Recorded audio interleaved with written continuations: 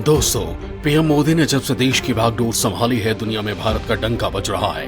हर मुल्क भारत से संबंध बढ़ाना चाहता है, उसके करीब आना चाहता है। यूक्रेन युद्ध की बात करें तो रूस और यूक्रेन के बीच तनाव शुरू होने से लेकर दोनों देशों के बीच चल रहे युद्ध तक भारत सबके केंद्र में रहा है।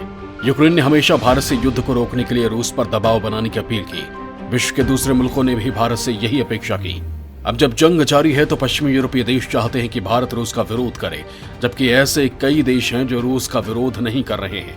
अगर बात करें हमारे पड़ोसी मुल्क चीन और पाकिस्तान की, तो वो भी रूस के खिलाफत नहीं कर रहे हैं, लेकिन उनके विरोध करने या नहीं करने से दुनिया को फर्क नहीं पड़ता। सबकी निगाहें केवल भारत की तरफ है। कहने का लब्बो-लुबाब यह है कि दुनिया के देशों का अब किसी से मतलब है तो वो है भारत। आज के इस वीडियो में मैं भारत के इसी बढ़ते मान सम्मान के बारे में आपको बताऊंगा, लेकिन इसके लिए आपको ये वीडियो पूरा देखना होगा, तभी आपको हिंदुस्तानी होने पर गर्व महसूस होगा।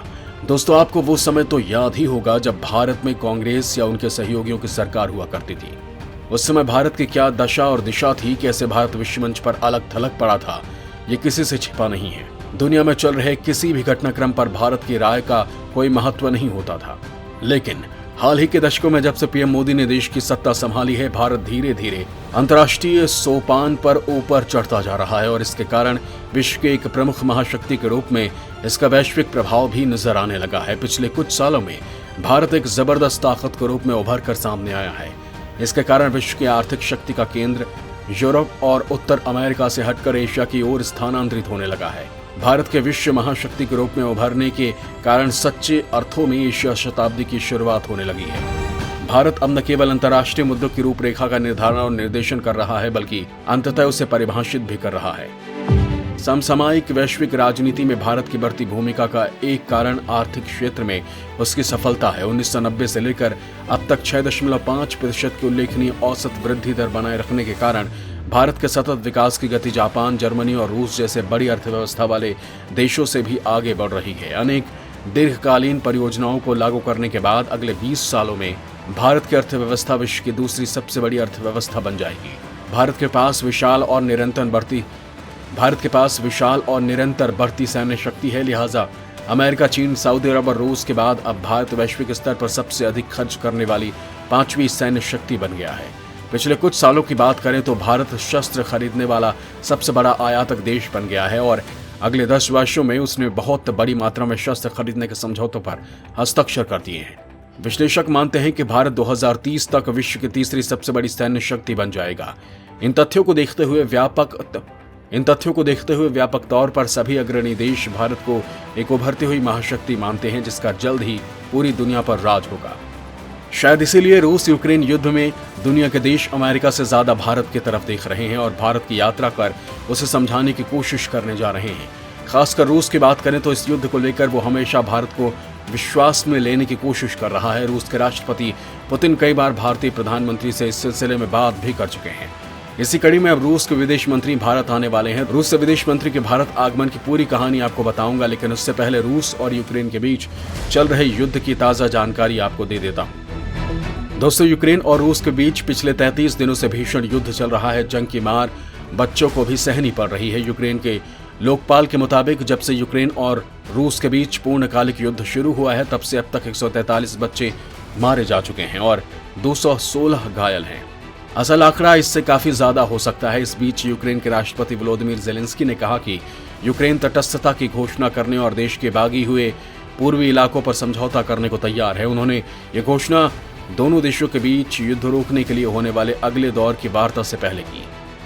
उन्होंने कहा, यूक्रेन की संप्रभुता और क्षेत्रीय अखंडता बिना किसी शक के होनी चाहिए। ज़ेलेंस्की ने सुझाव दिया कि डोनबास पर समझौता हो सकता है, लेकिन उसके लिए जनमत संग्रह करना होगा। ये सब तभी संभव हो पाएगा जब रूस के सैनिक यूक्रेन से वापस लौट जाएं। दोस्तों, यहाँ आपको बता दूं कि डोनबास पूर्वी यूक्रेन का हिस्सा है और यहाँ की अधिकतर आबादी रूसी भाषी है। इस क्षेत्र में रूस समर्थित अलगाववादी पिछले 8 साल से लड़ रहे हैं। रूस ने हाल ही में कहा था कि उसकी सेनाएं अब डोनबास इलाके पर ध्यान केंद्रित कर रही हैं, जिसके बाद ज़ेलेंस्की ने प्रस्ताव दिया है। दोस्तों, यहाँ आपको ये भी बताना जरूरी है कि यूक्रेन से अगली दौर की वार्ता करने के लिए रूसी प्रतिनिधि सोमवार को इस्तांबुल पहुंच गए हैं। तुर्की की निजी संवाद एजेंसी DHA ने बताया कि रूसी सरकार का विमान सोमवार को इस्तांबुल हवाई अड्डे पर उतरा। दोनों पक्षों का मंगलवार और बुधवार को वार्ता करने का कार्यक्रम है। इधर युद्ध रोकने की कोशिशों को लेकर होने जा रही वार्ता पर रूस के विदेश मंत्री सर्गेई लावरोव ने कहा कि दोनों देशों के राष्ट्रपति मिल सकते हैं, लेकिन तभी जब संभावित समझौते के अहम बिंदुओं पर बातचीत हो जाए। उन्होंने कहा, बैठक जरूरी है, लेकिन हमें पहले एक बार सभी अहम मुद्दों के समाधान के बारे में क्लियर हो जाना चाहिए। दोस्तों, अब बात भारत को उससे बढ़ते खत की, जिसके कारण दुनिया के कई देशों के नेता भारत की यात्रा पर आने वाले हैं। इस यात्रा का मकसद रूस और यूक्रेन युद्ध को लेकर भारत से चर्चा करना है। दोस्तों, रूस यूक्रेन युद्ध के बीच रूस के विदेश मंत्री सर्गेई लावरोव भारत दौरे पर आ सकते हैं। रूसी विदेश मंत्री सर्गेई लावरोव 31 मार्च से 1 अप्रैल तक भारत के दौरे पर रहेंगे। वो भारत के सामने यूक्रेन पर रूसी सैन्य अभियान की पूरी जानकारी देंगे। दोस्तों, बता दूं कि भारत पर रूसी हमले की निंदा करने के लिए दबाव बढ़ रहा है, लिहाजा ऐसे समय में रूसी विदेश मंत्री सर्गेई लावरोव के भारत दौरे के काफी मायने निकाले जा रहे हैं। माना जा रहा है कि रूसी विदेश मंत्री का भारत दौरा इसलिए हो रहा है जिससे रूस अपने सबसे विश्वसनीय सहयोगियों में से एक भारत के सामने अपना पक्ष रख सके और युद्ध को लेकर सारी जानकारियां दे सके। इसके साथ ही रूसी विदेश मंत्री के भारत दौरे के दौरान भारत और रूस के बीच हुए तेल समझौते, रुपया रूबल व्यापार तंत्र स्थापित करने, रूसी बैंकों के खिलाफ प्रतिबंधों और स्विफ्ट से बहिष्कार और सैन्य हार्डवेयर की आपूर्ति संभावित व्यवधानों पर विशेष चर्चाओं पर ध्यान केंद्रित किए जाने की उम्मीद है। रूसी विदेश मंत्री लावरोव की यात्रा से पहले नवनियुक्त रूसी राजदूत डेनिस अलिपोव ने पिछले सप्ताह भारतीय विदेश मंत्रालय के 3 वरिष्ठतम अधिकारियों से मुलाकात की थी।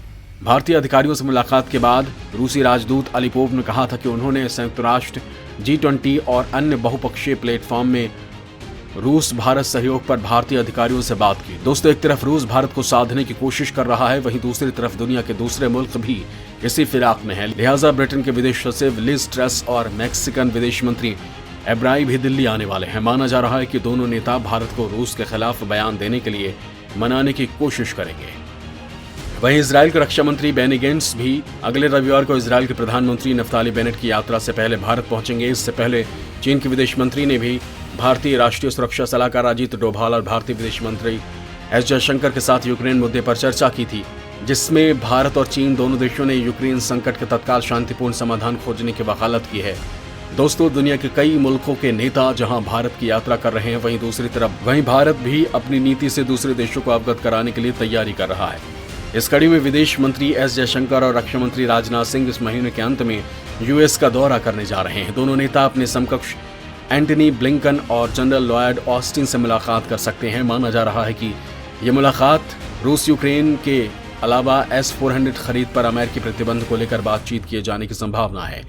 दोस्तों, यहां आपको बता दूं कि भारत ने अब तक संयुक्त राष्ट्र में रूस की आलोचना करने वाले सभी प्रस्तावों पर मत देने से परहेज किया और डिप्लोमेटिक बातचीत का आह्वान किया। प्रधानमंत्री नरेंद्र मोदी ने 24 फरवरी से 7 मार्च के बीच रूसी राष्ट्रपति व्लादिमीर पुतिन और यूक्रेन के राष्ट्रपति वोलोडिमीर ज़ेलेंस्की से कई बार टेलीफोन पर बात की और दोनों देशों से युद्ध समाप्त करने की अपील भी की। इसी लिहाज से भारत ने उस ग्रुप में शामिल होने पर भी सहमति जता दी है जो यूक्रेन युद्ध में संघर्ष विराम के लिए मध्यस्थता की कोशिश करेगा। हालांकि अमेरिका और दूसरे यूरोपीय देश लगातार भारत पर रूस की निंदा करने का दबाव बना रहे हैं, लेकिन भारत ने साफ कर दिया है कि वो अपनी विदेश नीति के तहत ही काम करेगा और अपने हितों को प्राथमिकता देगा। दोस्तों, दुनिया जानती है कि रूस और भारत के क्या संबंध हैं और रूस को लेकर भारत की क्या नीति है। इसके बावजूद भारत से रूस के खिलाफ बयान देने को कहा जा रहा है, क्योंकि दुनिया के देश जानते हैं कि रूस के खिलाफ उनके दिए बयान पर असल मुहर तभी लगेगी जब उस पर अपने बयान का ठप्पा लगाएगा। जब तक भारत उसका साथ नहीं देगा, उनके लाख कहने के बाद भी दुनिया रूस को पूरी तरह से गलत नहीं ठहराएगी। लिहाजा कहने में गुरेज नहीं कि भारत की ताकत का लोहा आज दुनिया के देश मान रहे हैं और इसके आगे अपना शीश नवा रहे हैं। जय हिंद, जय भारत।